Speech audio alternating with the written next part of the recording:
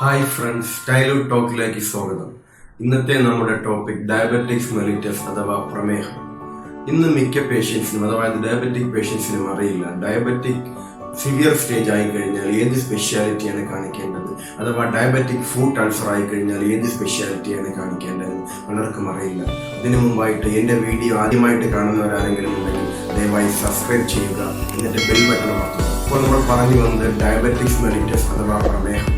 എന്താണ് ഡയബറ്റിക്സ് അഥവാ പ്രമേഹം? നമ്മുടെ ബ്ലഡിൽ ഷുഗർ ലെവൽ നോർമൽ വാല്യൂക്കാൻ കൂടുന്നതാണ് ഡയബറ്റിക്. ഉദാഹരണത്തിന് നമ്മൾ ഫുഡ് കഴിക്കുമ്പോൾ അതിലെ കാർബോഹൈഡ്രേറ്റ്സിൽ നിന്നും ഗ്ലൂക്കോസ് റിലീഫ് ചെയ്യും. ഈ ഗ്ലൂക്കോസ് ബ്ലഡിലെത്തുകയും ഇതിന്റെ വാല്യൂ ക്രമാതീതമായി കൂടുകയും ചെയ്യുന്ന അവസ്ഥയാണ് ഡയബറ്റിക്സ്.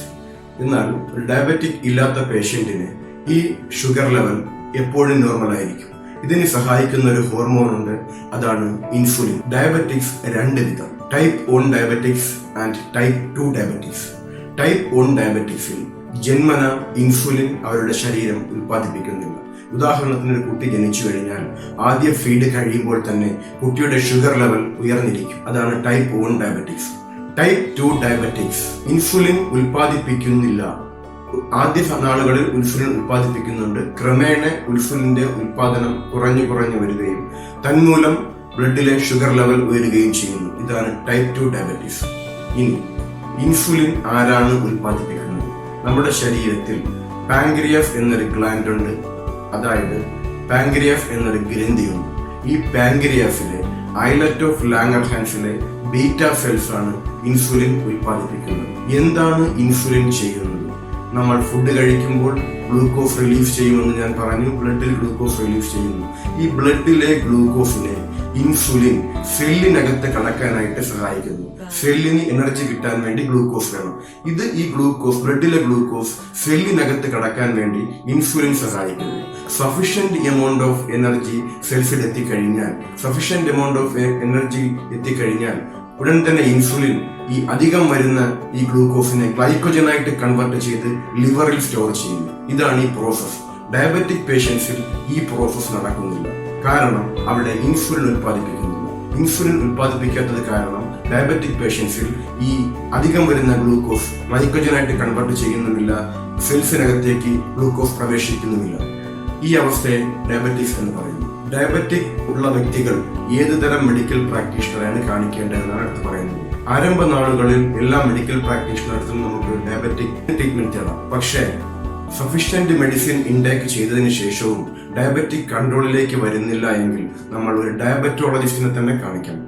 ഒരു ഡയബറ്റോളജിസ്റ്റിനെ കാണിക്കുകയും ട്രീറ്റ്മെന്റ് എടുക്കുകയും ചെയ്യണം. ചില പേഷ്യൻസിന് അവരുടെ കാലിൽ വ്രണങ്ങൾ ഉണ്ടാവാറുണ്ട്. ഡയബറ്റിക് പേഷ്യൻസിന് ഇതിന് ഡയബറ്റിക് ഫുഡ് അൾസർ എന്ന് പറയുന്നു. ഇത്തരം പേഷ്യൻസ് പോഡിയാട്രിക് സർജനെയാണ് കാണിക്കേണ്ടത്. പീഡിയാട്രിക് സർജൻ അല്ല, പോഡിയാട്രിക് സർജൻ. പീഡിയാട്രിക് സർജൻ എന്ന് പറഞ്ഞാൽ കുട്ടികൾ സർജറി ചെയ്യുന്ന ഡോക്ടേഴ്സ്, അവരെയല്ല കാണിക്കേണ്ടത്, പോഡിയാട്രിക് സർജനെയാണ് കാണിക്കേണ്ടത്. ഡയബറ്റിക്കിലെ വ്രണങ്ങൾ ട്രീറ്റ്മെന്റ് ചെയ്യുന്ന മെഡിക്കൽ പ്രാക്ടീഷണറാണ് പോഡിയാട്രിക് സർജൻ.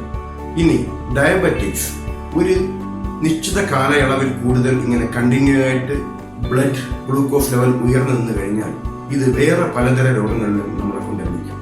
അതിൽ ഒന്നാമത്തെ രോഗമാണ് ഡയബറ്റിക് നെഫ്രോപ്പതി. ഡയബറ്റിക് നെഫ്രോപ്പതി എന്നാൽ നമ്മുടെ കിഡ്നിയുടെ സെൽസ് ആണ് നെഫ്രോൺസ്. ആ നെഫ്രോൺസിനെ നശിപ്പിച്ചു കളയുന്ന ഒരവസ്ഥയാണ് ഡയബറ്റിക് നെഫ്രോപ്പതി. ഡയബറ്റിക് നെഫ്രോപ്പതി വന്നു കഴിഞ്ഞാൽ കിഡ്നിയുടെ ഫങ്ഷൻസ് എല്ലാം മാറുകയും കിഡ്നി പേഷ്യന്റ് ആയിട്ട് ഈ പേഷ്യന്റ് മാറുകയും ചെയ്യും. രണ്ടാമതായിട്ട് ഡയബറ്റിക് റെറ്റിനോപ്പതി. റെറ്റിന എന്ന് പറഞ്ഞാൽ നമ്മുടെ കണ്ണിലുള്ളതാണ്. ആ റെറ്റിനയെ ഈ ഡയബറ്റിക് നശിപ്പിക്കും. അങ്ങനെ ഡയബറ്റിക് റെറ്റിനോപ്പതി വരും, നമ്മുടെ കാഴ്ച ക്രമേണ നഷ്ടമാകും. മൂന്നാമതായിട്ട് ഡയബറ്റിക് ന്യൂറോപ്പതി, അതായത് നമ്മുടെ നെർവുകൾ, നാഡികളെ ഇത് നശിപ്പിക്കുകയും തന്മൂലം ഇമ്പൾസ് നാഡിയിൽ കൂടെ കടന്നു പോവുകയില്ല.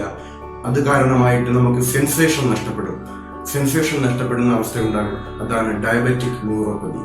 പിന്നെ ഡയബറ്റിക് ടൈപ്പ് 1, ടൈപ്പ് 2 ഡയബറ്റിക്സ് രണ്ട് തരം ഉണ്ടെങ്കിലും വേറെയും രണ്ട് തരം നമ്മൾ പറയാറുണ്ട്: pre diabetic and gestational diabetic.